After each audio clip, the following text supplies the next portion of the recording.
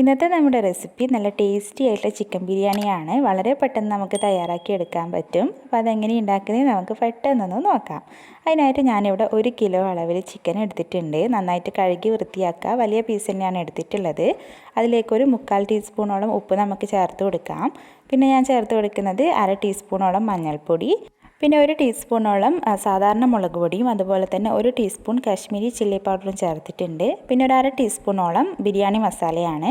അപ്പോൾ Kashmiri chilli powder ഇല്ലാന്നുണ്ടെങ്കിൽ നിങ്ങൾ സാധാരണ മുളക് പൊടി തന്നെ ചേർത്ത് കൊടുത്താൽ മതി. അപ്പോൾ എല്ലാം കൂടി ചേർത്തിട്ട് നമുക്ക് നന്നായിട്ട് അതൊന്ന് മിക്സ് ചെയ്തിട്ട് 1 മണിക്കൂറോളം ഒന്ന് റെസ്റ്റ് ചെയ്യാൻ വെക്കാം. ഇനി നമ്മൾ ചോറ് തയ്യാറാക്കാൻ പോവുകയാണ്. കുക്കറിലാണ് തയ്യാറാക്കുന്നത്. അപ്പോൾ കുക്കറിൽ ഞാനൊരു 2 ടീസ്പൂണോളം നെയ്യ് ചേർത്ത് കൊടുത്തിട്ടുണ്ട്. അതിലേക്ക് 3 പട്ട, 3 ഗ്രാമ്പു, 3 ഏലക്ക വീതം ഞാൻ ചേർത്ത് കൊടുത്തിട്ടുണ്ട്. നമുക്കതൊന്ന് ലോ ഫ്ലെയിമിലിട്ടിട്ട് ചെറുതായിട്ടൊന്ന് വഴറ്റിയെടുക്കാം.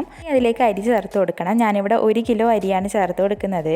ജീരകശാല അരിയാണ് ചേർക്കുന്നത്. അപ്പോൾ നന്നായിട്ട് കഴുകിയിട്ട് വെള്ളം തോരാൻ വെച്ചതായിരുന്നു. കുതിർത്ത് വെക്കേണ്ട ആവശ്യമൊന്നുമില്ല. അപ്പോൾ അത് നമുക്ക് ഇതുപോലെ ചേർത്ത് കൊടുക്കാം. അപ്പോൾ വീഡിയോ ഇഷ്ടമാവുകയാണെങ്കിൽ എല്ലാവരും ലൈക്ക് ചെയ്യാനും കമൻറ്റ് ചെയ്യാനും ഷെയർ ചെയ്യാനും അതുപോലെ തന്നെ ചാനൽ സബ്സ്ക്രൈബ് ചെയ്യാനും മറക്കല്ലേ. അപ്പോൾ അരി ഇട്ടതിന് ശേഷം നമ്മൾ ഇതുപോലെ ലോ ഫ്ലെയിമിലിട്ടിട്ട് ഒരു 3 മിനിറ്റോളം വറുത്തെടുക്കണം. ഇതുപോലെ വറുത്തെടുത്താലേ നമുക്ക് നല്ല ചോറ് കിട്ടുള്ളൂ. അപ്പം നമ്മൾ അരിയൊന്നും അധികം ഉടഞ്ഞു പോവില്ല. അപ്പോൾ ഇതുപോലെ എല്ലാവരും ചെയ്യുക. ഈ സ്റ്റെപ്പ് മിസ് ചെയ്യാതെ ചെയ്യുക. അതിനുശേഷം ഞാനിതിലേക്ക് വെള്ളമാണ് ഒഴിച്ചു കൊടുക്കുന്നത്. 1.5 കപ്പ് വെള്ളമാണ് ഒഴിക്കുന്നത്. അപ്പോൾ നമ്മുടെ അരി 1 കിലോ അരി എന്ന് പറയുമ്പോൾ 1 കപ്പോളം വരും. അപ്പോൾ 1 കപ്പ് അരിക്ക് 1.5 കപ്പ് അളവിൽ തിളച്ച വെള്ളമാണ് ഞാൻ ചേർത്ത് കൊടുക്കുന്നത്. തിളച്ച വെള്ളം തന്നെ ചേർക്കുക. അതിനുശേഷം നന്നായിട്ടൊന്ന് മിക്സ് ചെയ്യുക. അപ്പോൾ നന്നായിട്ട് മിക്സ് ആക്കിയതിന് ശേഷം നമ്മളതിലേക്ക് ഉപ്പ് ചേർത്ത് കൊടുക്കണം. ഉപ്പ് കുറച്ച് അധികം തന്നെ ചേർത്ത് കൊടുക്കുക. എന്നാലും നമ്മളെ ചോറിന് നല്ല ഉപ്പുണ്ടാവുള്ളൂ. അപ്പോൾ ഞാനിവിടെ 1 ടേബിൾ സ്പൂണോളം ഉപ്പ് ചേർത്ത് കൊടുത്തിട്ടുണ്ട്.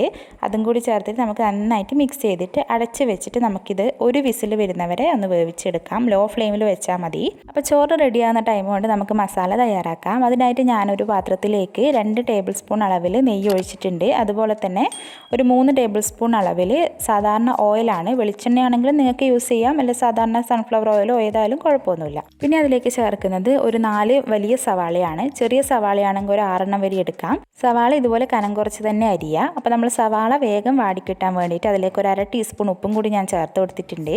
അപ്പോൾ ഒരു മീഡിയം ഫ്ലെയിമിൽ വെച്ചിട്ട് വഴറ്റിയാൽ മതി. അപ്പോൾ നമ്മൾ സവാള നന്നായിട്ട് വഴണ്ട് വരണം. എന്നാലേ നമ്മുടെ ബിരിയാണി മസാല നല്ല ടേസ്റ്റ് ഉണ്ടാവുള്ളൂ. അപ്പോൾ ഇതുപോലെ നന്നായിട്ട് വഴറ്റിയെടുക്കുക. ഇനി ഞാൻ അതിലേക്ക് ചേർക്കുന്നത് പച്ചമുളക്, ഇഞ്ചി, വെളുത്തുള്ളി പേസ്റ്റാണ്. ഒന്നിച്ചരച്ചതാണ്.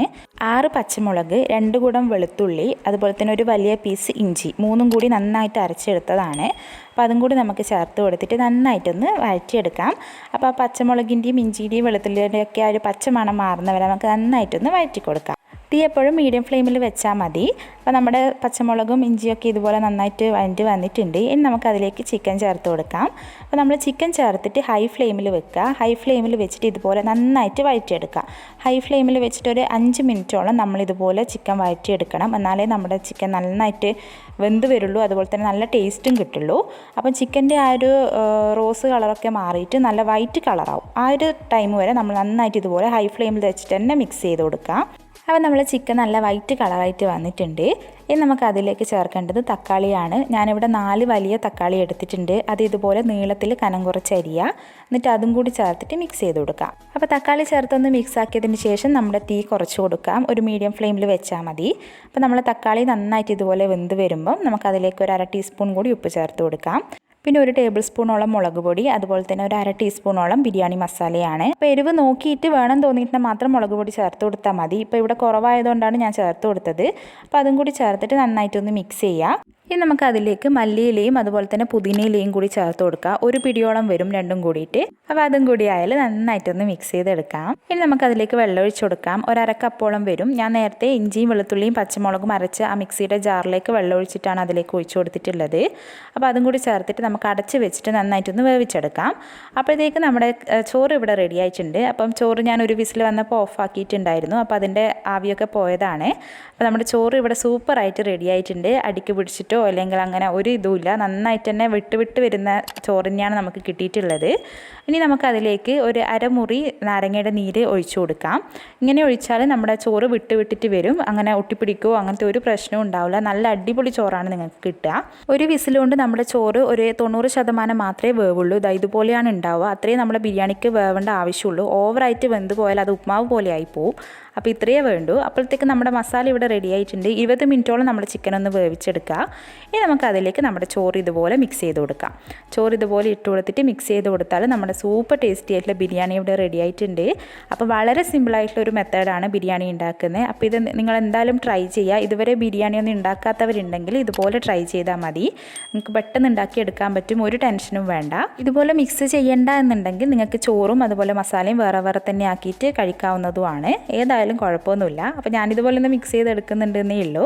അപ്പോൾ പതുക്കെ മിക്സ് ചെയ്യുക, കാരണം നമ്മുടെ ചിക്കൻ ഉടഞ്ഞു പോകാൻ പാടില്ല. അപ്പോൾ പതുക്കെ ഒന്ന് മിക്സ് ചെയ്തെടുത്താൽ മതി. അപ്പോൾ ഞാനിവിടെ നന്നായിട്ട് മിക്സാക്കി എടുത്തിട്ടുണ്ട്. ഇനി നമുക്കതിലേക്ക് കുറച്ച് മല്ലിയിലയും പുതിനയിലയും കൂടി ചേർത്ത് കൊടുക്കാം. നമ്മളിതിലേക്ക് അണ്ടിപ്പരിപ്പ് വറുത്തിടുന്നതോ അങ്ങനെയൊന്നുമില്ല, കാരണം സിമ്പിളായിട്ടുള്ള ബിരിയാണിയാണ്, നല്ല ടേസ്റ്റിയുമാണ്. അപ്പോൾ നമുക്കിതൊരു സെർവിങ് പ്ലേറ്റിലേക്ക് മാറ്റാവുന്നതാണ്. അപ്പോൾ ഇത്രയേ ഉള്ളൂ, നമ്മുടെ സൂപ്പർ ടേസ്റ്റി ആയിട്ടുള്ള ബിരിയാണി ഇവിടെ റെഡി ആയിട്ടുണ്ട്. അപ്പോൾ ഇതെന്തായാലും എല്ലാവരും ട്രൈ ചെയ്യാനായിട്ട് മറക്കാതെ ഫീഡ്ബാക്കും അറിയിക്കുക. അപ്പോൾ പുതിയൊരു റെസിപ്പി ആയിട്ട് നമുക്ക് അടുത്ത വീഡിയോയിൽ കാണാം. താങ്ക്